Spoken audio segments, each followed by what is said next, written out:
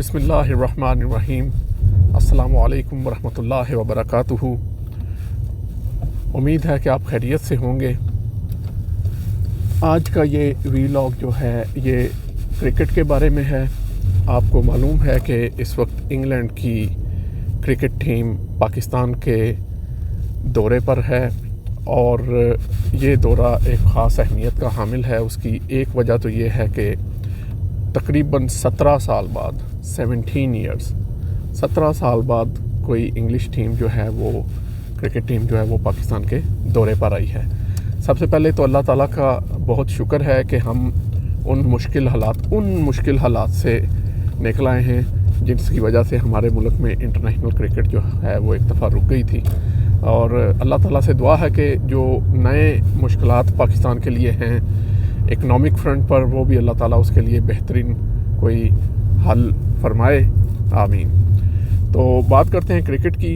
England की ये team जो है आपको पता है कि ये 7 T20 इंटरनेशनल खेलेगी इस दौरे के दौरान और उनमें से पहले 4 मैचेस जो हो चुके हैं ये कराची में होना थे और इसलिए हमने सोचा कि चारों मैचेस के बाद ही एक वीलॉग किया जाए। अगले 3 मैचेस जो हैं वो इंशाल्लाह लाहौर में होंगे।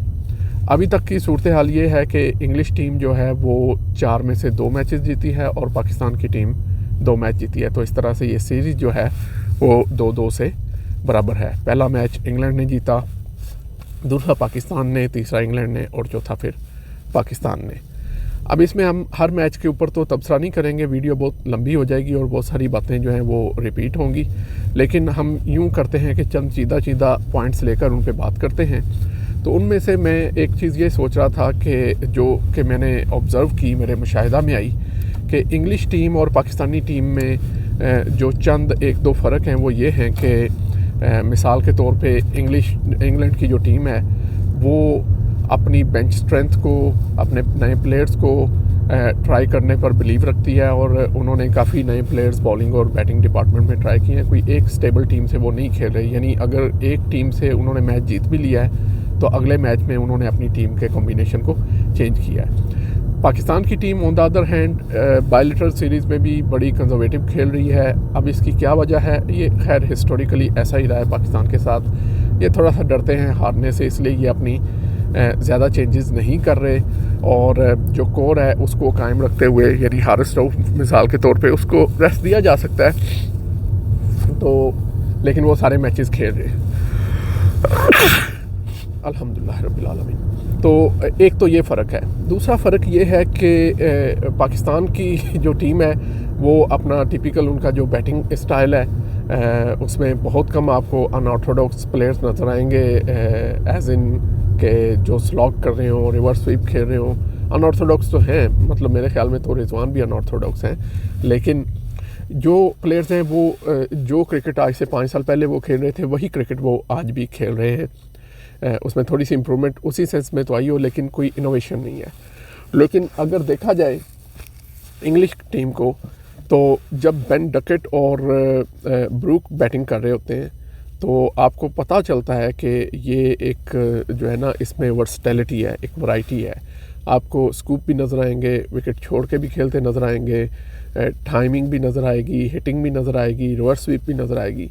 ये जो चीज़ें हैं ये बॉलर्स को बहुत अपसेट करती हैं और स्पेशली मिडल ऑर्डर के लिए पास इस तरह की एबिलिटीज़ होना बहुत ज़रूरी है, क्योंकि उस वक्त बॉलर आपको रन रेट को कंट्रोल करने की कोशिश करते हैं और अगर बॉलर को थोड़ी बहुत सपोर्ट मिल रही हो विकेट से तो वो उसमें कामयाब भी होते हैं, जिस तरह हमारे केस में इंग्लिश बॉलर कामयाब भी हुए।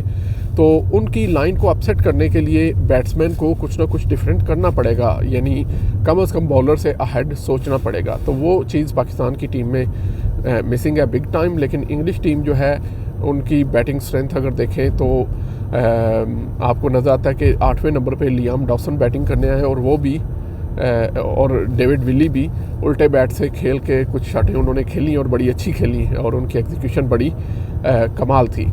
तो ये मेन डिफरेंसेस जो हैं वो अभी तक हमें टीम्स की कैपेबिलिटीज़ में और उनकी अप्रोच में नज़र आए हैं और इससे मेरा ख्याल है कि सकलैन मुश्ताक और मोहम्मद यूसुफ जो उधर बैठे होते हैं उनको इससे सीखना चाहिए। ये चीज़ें वो जो हैं जो हमें इनकी काफ़ी हद तक ज़रूरत है।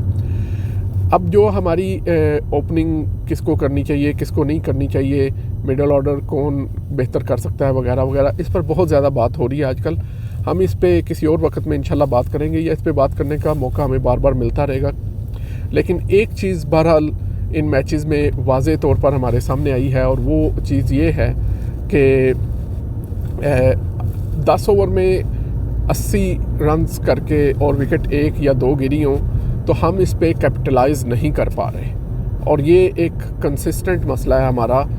इन चारों मैचेस में ही ऑलमोस्ट ये हमें नज़र आया है कि अगर पहले 10 ओवर में 8 की औसत से आपने खेला है तो अगले 10 ओवर और विकेटें भी आपके पास हैं, तो फॉर वट एवर रीज़न वो मिडल ऑर्डर आपका फॉर्म में नहीं है, मिडल ऑर्डर गलत सिलेक्शन है वगैरह वगैरह, कोई भी रीज़न हो आप इसको, लेकिन कॉन्सिक्वेंस ये है कि आप कैपिटलाइज अच्छे स्टार्ट पे भी नहीं कर पा रहे। तो इस पे सोचने की ज़रूरत है कि अगर इसी ओपनिंग पेयर के साथ इसी तरह से जाना है तो 10 ओवर के 80 स्कोर को 20 ओवर में 220 में या 210 में कैसे कन्वर्ट करना है। दूसरी चीज़ मैंने पहले ही मैं बात कर चुका हूँ, इनोवेशन कैप्टनसी रिलेटिवली, और इनोवेशन जो है वो कैप्टनसी में भी होनी चाहिए, और रिलेटिवली अच्छी कैप्टनसी की है चंक्स में हमें नज़र आया। बाबर आजम ने एशिया कप में भी और उसके बाद अभी इस सीरीज़ में भी। लेकिन जैसे आखिरी चौथा मैच था उसमें एक चीज़ हमने देखी कि मिडल ऑर्डर में किसी भी बैट्समैन से हिट नहीं लग रही थी। कोशिश बड़ी की उन्होंने, इंटेंट हमें नज़र आई, लेकिन शान मसूद भी ऑफ कलर नज़र आए। मोहम्मद रिजवान इतना लंबा खेल के आ रहे थे, स्टिल वो बाउंड्री नहीं लगा पाए। आसिफ अली आए और उस वक्त उन्होंने सिर्फ 3 गेंदें खेली, उसमें 2 छक्के उन्होंने मारे।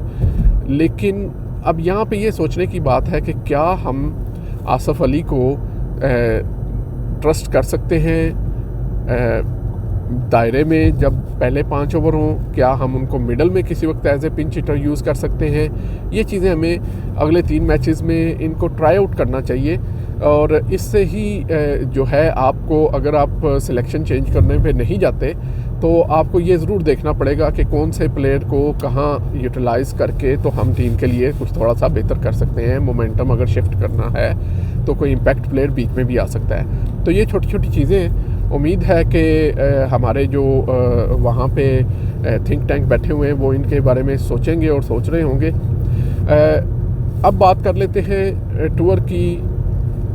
जो नेक्स्ट 3 मैचेस हैं लाहौर में, मेरा ख्याल है कि कराची में अगर हम देखें इंटरनेशनल मैचेस जो T20 हुए हैं पिछले, उनमें औसत रही है फ़ी ओवर मतलब रन्स की 9 से ज़्यादा, 9.1 और समथिंग है, और लाहौर में यही औसत जो है, यही एवरेज जो है वो 7 पॉइंट समथिंग है, विच मीन्स कि कराची में औसत रन्स 20 ओवर में 180-85 हैं, और लाहौर में यही 140-150 के लगभग आ जाते हैं। तो इस चीज़ को मद्देनज़र रखते हुए हम यूँ कह सकते हैं कि लाहौर में उतनी हाई स्कोरिंग गेम्स नहीं होंगी। जिस तरह 200 हुआ और चेज़ हो गया, और फिर 222 या 220 भी हो गया नेक्स्ट मैच में, लाहौर में शायद इतनी बड़ी गेम, इतने ज़्यादा रन्स ना बने, और अगर कोई टीम बना ले तो शायद वो चेज़ करने इतने इजी ना हो।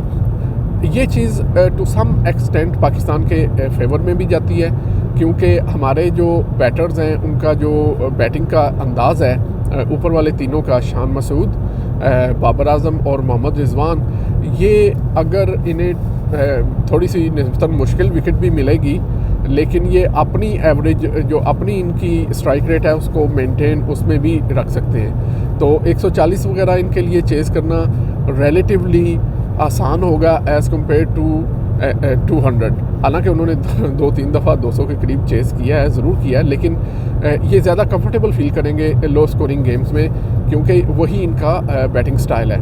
और दूसरी ये चीज़ है कि लाहौर में शायद ड्यू फैक्टर हो, तो सेकंड बॉलिंग तो in any case is gonna be difficult, लेकिन देखते हैं क्या होता है लाहौर के मैचेस में।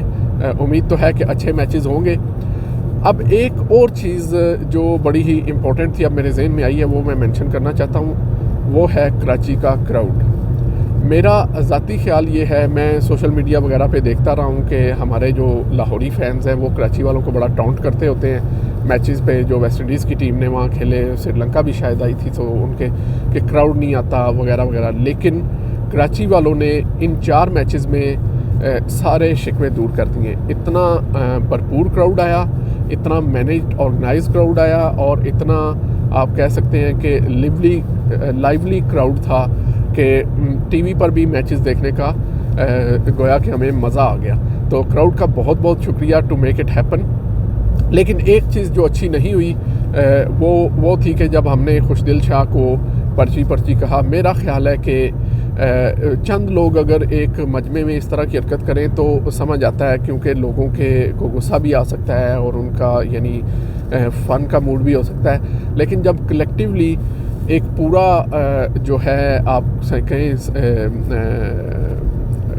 एक पूरा सेक्शन ऑफ द ग्राउंड एक ज़बान होकर पर्ची की आवाज़ें लगाएगा, तो मेरा ख्याल है कि ये इससे ज़्यादा इंसल्टिंग बात किसी प्लेयर के लिए नहीं हो सकती। ठीक है, होगी पर्ची या नहीं होगी हमें नहीं पता। एक प्लेयर है वो इस वक्त नहीं परफॉर्म कर पा रहा, लेकिन उनके क्रेडिट पे डोमेस्टिक में T20 का 100 भी है, और बहुत सारे मैचेस उन्होंने अच्छे भी खेले हैं, जितवाए भी हैं। तो ये प्लेयर्स मेरा ख्याल है कि ये डिज़र्व नहीं करते। हमें क्रिटिसिज्म किसी लेवल तक रखना चाहिए, इस लेवल पर ना चला जाए कि वो इंसल्टिंग हो जाए। तो इस तरह का रवैया मेरा ख्याल है कि बेइज्जत कौम हमें इससे इज्तनाब करना चाहिए, और ना सिर्फ प्लेयर्स के साथ बल्कि एक दूसरे के साथ भी। तो ये एक थोड़ी सी डिसअपॉइंटिंग चीज़ थी क्राउड की तरफ से। अदरवाइज़ ऑसम क्राउड, बड़ा मज़ा आया कराची में मैचेस होने का। तो इंशाल्लाह उम्मीद करते हैं अब लाहौरियों पे ये ड्यू है कि वो भी गज़ाफ़ी स्टेडियम को फुल करेंगे, और सिर्फ फुल ही नहीं करेंगे बल्कि शोरो गुलगुला भी होगा वहाँ पे इंशाल्लाह। तो अगले 3 मैचेस देखते हैं किस तरफ जाते हैं। तो कोशिश करेंगे इनके बाद भी हम कुछ अपना तज्ज़िया पेश करें, लेकिन तब तक के लिए हम आपसे इजाज़त चाहेंगे।